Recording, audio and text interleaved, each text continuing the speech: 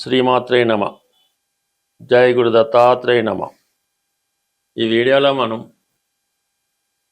మీనరాశి వారికి మార్చి 22 నుంచి 28 మధ్యలో జరగబోయే వారఫలాలు పరిశీలించినప్పుడు మరి మీనరాశి వారికి ఈ నెల 25వ తారీఖు వరకు రాశి అందే శుక్రగ్రహ సంచారం. ఇది ఉచ్చస్థితిలో ఉంటూ మహాపురుష యోగంలో ఉండడం వల్ల జాతకుడు చాలా ధైర్యంగా తనలో ఉన్నటువంటి ప్రతిభని, టాలెంట్ని చాటి చెప్పే ప్రయత్నం జరుగుతుంది.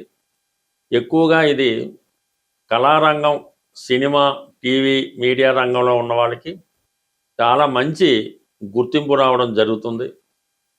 ఏదైనా ఈ సమయంలో మీరు ఒక ఉద్యోగం కొరకు ప్రయత్నం చేసిన, ఒక క్రీడా రంగంలో ప్రవేశం కొరకు ప్రయత్నం చేసిన 100కి 100 పాళ్ళు మీకు విజయం లభించే అవకాశం ఉంది. ప్రధానంగా ఈ రాశిలో ఉన్నటువంటి స్త్రీలకి ఉద్యోగ అవకాశాలు లభించే అవకాశం ఉంది. లేదా మీరు స్వతంత్రంగా ఏదైనా ఒక వృత్తి ప్రారంభించాలనుకుంటే, ఒక డ్యాన్స్ స్కూలో, ఒక బ్యూటీ పార్లరో, ఒక టైలరింగో, స్త్రీలకు సంబంధించినటువంటి వృత్తుల్లో ఏదో ఒకటి స్థాపించే సందర్భంలో మీకు అది సక్సెస్ఫుల్గా జరిగే అవకాశం ఉంది. అలాగే మంచి గుర్తింపు కూడా రావడం జరుగుతుంది. అలాగే ఉద్యోగ ప్రయత్నాలు కూడా చాలా వరకు ఫలిస్తాయి. ఇక్కడ రవి, షష్టాధిపతిగా ఉన్నటువంటి రవి రాశి యందు సంచరించడం వల్ల మీకు ప్రభుత్వ పథకాలు ఏమైనా ఉంటే అనుకూలంగా వస్తాయి. ఏదైనా బ్యాంకు రుణం కోసం ప్రయత్నం చేస్తున్నా కూడా ఆ రుణ ప్రయత్నాలు ఫలిస్తాయి. ప్రధానంగా మీరు ఏదైనా ఒక రాజకీయ పదవి కోసమో, ఒక వారసత్వంగా వచ్చే ఒక దేవాలయానికి సంబంధించిందో, ఎండోమెంట్ సంబంధించిన వాటిలో ఉద్యోగం కొరకు ప్రయత్నం చేస్తున్నాం. మీ ప్రయత్నం చాలా వరకు నెరవేరే అవకాశం ఉంది. ఏదైనా ఉపాధి అవకాశాలు లభిస్తాయి. వివాహ ప్రయత్నాలు ఫలిస్తాయి. ఇక ప్రధానంగా వ్యయస్థానంలో ఉన్నటువంటి కుజుడు ధనాధిపతిగా వ్యయస్థితి, భాగ్యాధిపతిగా వ్యయస్థితి, కుటుంబ అవసరాల కొరకు, పుణ్యక్షేత్రాలు దర్శించడానికి, చిన్న చిన్న అప్పులు ఏమైనా ఉంటే అవి తీర్చడానికి, అలాగే మరి ఏదైనా ప్రయాణాలకి, మీ కుటుంబంలో మీ తమ్ముళ్ళకో చెల్లెలకో ఆర్థిక పరంగా సహకారం చేయవలసి ఉంటుంది. అలాగే బుధగ్రహం చతుర్థ సప్తమాధిపతిగా వ్యయస్థితి వల్ల గృహ అవసరాలకి, ఎలక్ట్రానిక్ వస్తువులకి, కంప్యూటర్లకి వెచ్చిస్తారు. ముఖ్యంగా పిల్లల చదువు కోసం ముందుగానే కాలేజీలోనో కాన్వెంట్లోనో సీట్ రిజర్వ్ చేసుకొని కొంత డొనేషన్ కూడా ముందుగానే పే చేయడం కూడా జరుగుతూ ఉంటుంది. అలాగే మీ కుటుంబంలో మీ తల్లిగారికో భర్త గారికో అనారోగ్య కారణాల వల్ల హాస్పిటల్ సందర్శించడం కానీ, వారికి ఏవైనా ప్రకృతి వైద్యం లాంటిది చేయించడం కానీ ఈ సందర్భంలో జరిగే అవకాశం ఉంటుంది. ఇక చాలా కాలంగా ఉన్నటువంటి రాహు వ్యయస్థానంలో ఉండడం వల్ల మీరు ఒక 100 రూపాయలు ఖర్చు పెడితే అందులో 50 రూపాయలు వేస్ట్ అవుతూ ఉంటుంది.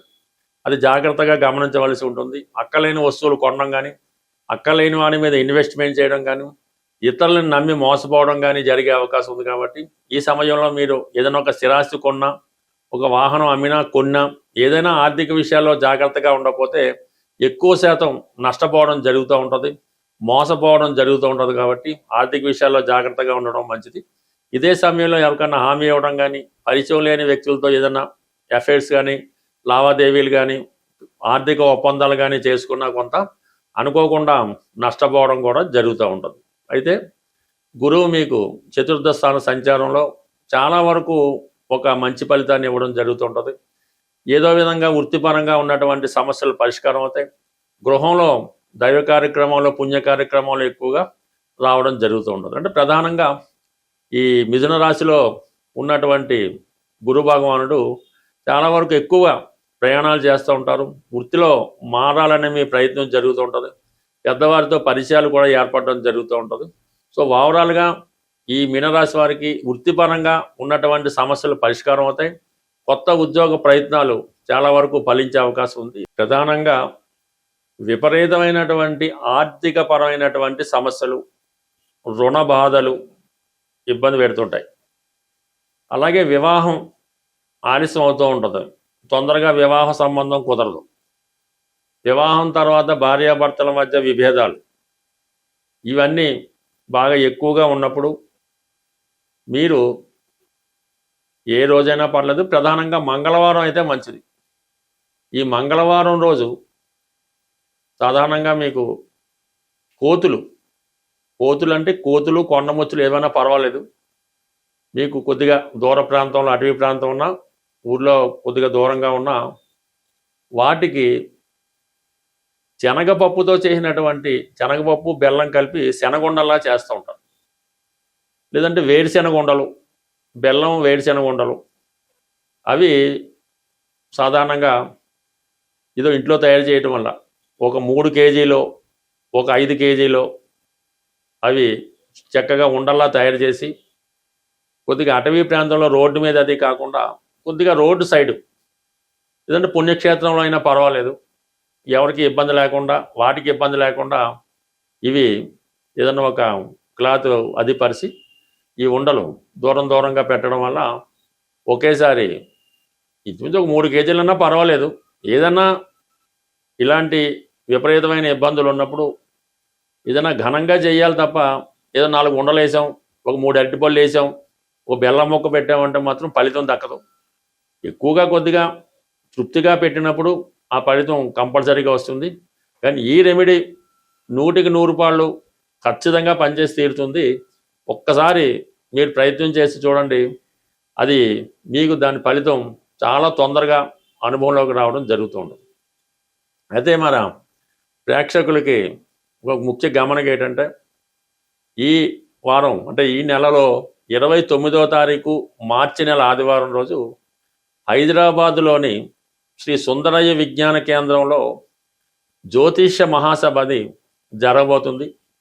అందులో ప్రముఖమైనటువంటి పుస్తక రచయితలు, ఆస్ట్రాలజర్స్ అంటే వీళ్ళు పెద్దవాళ్ళు, శ్రీ మల్లాది మణిగారు, అలాగే శ్రీ నానాజీ పట్నాయక్ గారు, తర్వాత శ్రీ బంగారాయ శర్మ గారు మొదలగు ప్రముఖులు ఈ సభలో పాల్గొని వారు జ్యోతిష్యం మీద మాత్రమే ప్రసంగించడం జరుగుతూ ఉంటుంది. మీకు ఏమైనా జ్యోతిషపరమైనటువంటి సందేహాలు ఉన్నా కూడా ఆ సమయంలో మీరు తీర్చుకునే అవకాశం ఉంటుంది. కాబట్టి వీలున్న వాళ్ళు ఆ సభకి, అంటే ఉదయం 9:30 నుంచి సాయంకాలం 5:30 మధ్యలో జరుగుతుంది. అన్ని సౌకర్యాలు, సదుపాయాలు వచ్చిన ప్రేక్షకులు ఉంటాయి.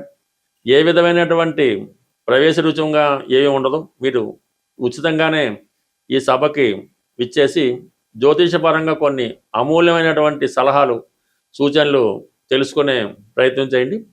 ఆసక్తి ఉన్నవాళ్ళు ఈ స్క్రీన్ మీద నోట్ అవుతున్నటువంటి ఫోన్ నెంబర్కి ఫోన్ చేసి రిజిస్ట్రేషన్ చేసుకుంటే మరి మంచిది. అంటే మేము తగిన ఏర్పాట్లు చేసుకోవడానికి అవకాశంగా ఉంటుంది. కాబట్టి తప్పకుండా రిజిస్ట్రేషన్ చేసుకొని హాజరవుతారని ఆశిస్తూ స్వస్తి.